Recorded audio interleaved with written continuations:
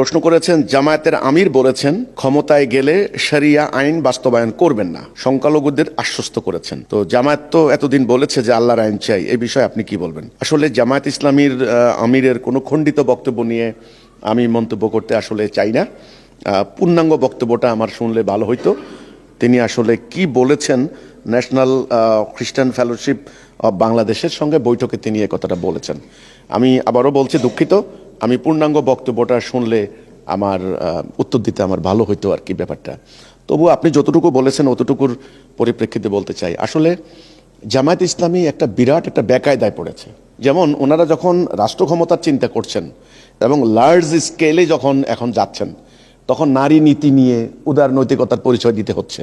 কিন্তু দুঃখজনক, এতদিন থেকে ওনারা নারীদের মধ্যে যেভাবে কাজ করেছেন, যেভাবে আকিদা বা ইসলামের যে দৃষ্টিভঙ্গি ওনাদের নারী ডিপার্টমেন্টের মধ্যে প্রচার করেছেন, সেটা এখন লার্জ স্কেলে ভোটারদের মধ্যে সেটা এখন যাচ্ছে না। আর সবাই তো আর একেবারে আপাদমস্তক দেখে রাখা যাচ্ছে না। তখন এখানে একটা কথা বলতে হচ্ছে, এই যখনই কথা বলছেন তখনই কিন্তু প্রতিক্রিয়া সৃষ্টি হচ্ছে। এই জন্য ভিন্ন ধর্মের, ভিন্ন মতের, হিন্দু, বৌদ্ধ, খ্রিস্টান, তাদের মধ্যেও কিন্তু ইসলামের আইন নিয়ে, শরিয়া নিয়ে নানান ধরনের আতঙ্ক, ভয়, ভীতি কাজ করছে। আপনার ইসলামের শরিয়া ব্যবস্থাটা এতটাই এ পর্যন্ত বিতর্ক সৃষ্টি করা হয়েছে। ইসলামের শরিয়া মানে হাত কেটে দেওয়া হবে, শরিয়া মানে হিন্দু, বৌদ্ধ, খ্রিস্টান যারা আছে তাদেরকে দ্বিতীয় শ্রেণীর নাগরিক বানানো হবে, শরিয়া মানে তাদের থেকে জিজিয়া কর আদায় করা হবে, শরিয়া মানে তাদেরকে মানে সরকার পরিচালনার ক্ষেত্রে তাদের কোনো ভূমিকা থাকবে না, এই ধরনের ব্যাপারটা আর কি। শরিয়া মানে জোর জবরদস্তি করে তাদের উপরে বিশ্বাস চাপিয়ে দেওয়া হবে, শরিয়া মানে গান বাদ্য চলবে না, শরিয়া মানে নারীদের, এই যে শরিয়া সংক্রান্ত একটা ধারণা, কনসেপ্ট বিশ্বময় চালু আছে, এইটার মধ্যখানে পড়েছে জামাত ইসলামী। এখন আপনি যে প্রশ্ন করেছেন, জামাত ইসলামী তারা মাঠে ময়দানে স্লোগান দিচ্ছেন আল্লাহর আইন চাই, সৎ লোকের শাসন চাই, কিন্তু আমি বলবো তারা এ পর্যন্ত বড় বড় জনসভা করেছেন, লক্ষ লক্ষ জনসভা। বলা হচ্ছে সোহরাওয়ার্দী উদ্যানে মানে 1 মিলিয়নের উপরে লোক হাজির হয়েছে বলা হচ্ছে। আমি জানি না আসলে এক্স্যাক্টলি কত। তো সারা বিভাগে ওনারা লক্ষ লক্ষ লোক জমায়েত করছেন, কিন্তু আমি আজ পর্যন্ত দেখলাম না ওনাদের প্রস্তাবিত রাষ্ট্র ব্যবস্থার সুস্পষ্ট রূপরেখাটা ওনারা দিতে পারছেন যে আমরা এটা করব, এটা করব না। এবার এক এক নেতা এক এক কথা বলছেন। টক শোতে এক ধরনের কথা বলছেন, ময়দানে আরেকজনের কথা বলছেন। এইসব ব্যাপারে চরম বিভ্রান্তি সৃষ্টি করছেন। তো এই জন্য মানুষ করেন কি, এই কথাগুলি তুলে এনে এনে আবার সোশ্যাল মিডিয়ায় ব্যাপক প্রচার চালাচ্ছেন, ট্রল করছেন। আমার কথা হচ্ছে এটা ওনাদের প্রতিপক্ষ যারা আছেন। তো এই ক্ষেত্রে আমি বলবো জামাত ইসলামীর কাছে ইসলামের, প্রকৃত ইসলামের আধুনিক যুগের সাথে তাল মিলিয়ে, যেটা মানে কোরআনের মূল নীতিও ঠিক থাকবে, আল্লাহর হুকুম লঙ্ঘন করা হবে না, অর্থাৎ এই জায়গাটার মধ্যে জামাত আজ পর্যন্ত কোথাও কোনো বক্তব্য দিয়েছেন কিনা আমার চোখে পড়ে নাই যে লা ইলাহা ইল্লাল্লাহ মানে হচ্ছে আল্লাহ ছাড়া কাউকে ইলাহ হিসেবে মানি না। যদিও তাদের হ্যান্ডবিলের মধ্যে আমরা এই অনুবাদটা পেয়েছি, কিন্তু এই কথাটা যে যেখানে যেখানে আল্লাহ যেটা বলেছেন সেখানে আর কাউকে মানি না, জায়েজ না জায়েজ, হারাম হালাল, বৈধ অবৈধ, এখানে আল্লাহ যে কথা বলেছেন সেখানে কোনো কথা হবে না, এটাই চলবে। যেটা আল্লাহ হারাম করেছেন ওটা হারাম, স্ট্রিক্টলি হারাম। এই কথাটা কিন্তু শক্তভাবে তারা বলতে পারেননি আমি যতটুকু দেখেছি। এবং একটা অর্থনীতি নিয়ে একজন প্রশ্ন করেছেন একবার তাদের একজন মানে বুদ্ধিজীবীকে, তিনি সম্ভবত মানে বিদেশে কোনো একটা ভার্সিটি লেখাপড়া করেছেন বা শিক্ষকতা করেন এরকম। তো ওনাকে যখন প্রশ্ন করা হয়েছে যে অর্থনীতি কীভাবে চলবে, তখন উনি বলেছেন শুধু থাকবে।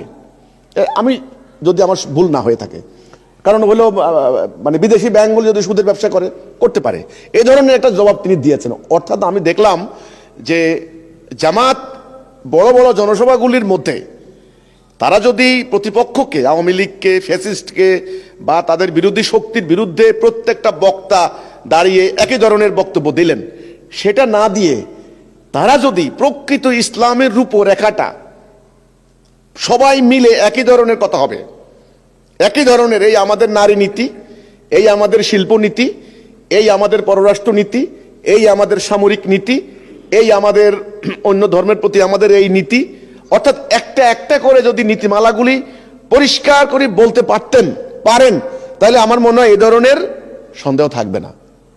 এখন ওনারা ওই যে খ্রিস্টানদের সামনে মিটিংয়ে বলছেন যে আমরা ইসলামের শরিয়া কায়েম করব না। আমি জানি না জামাতের আমির সাহেব শরিয়া বলতে কি বুঝাইছেন। শরিয়া মানে পথ, বিধান। শরা আলাকুম, সূরা শুরার মধ্যে আল্লাহ বলেছেন শরা আলাকুম, তোমাদের জন্য শরিয়া দেওয়া হলো।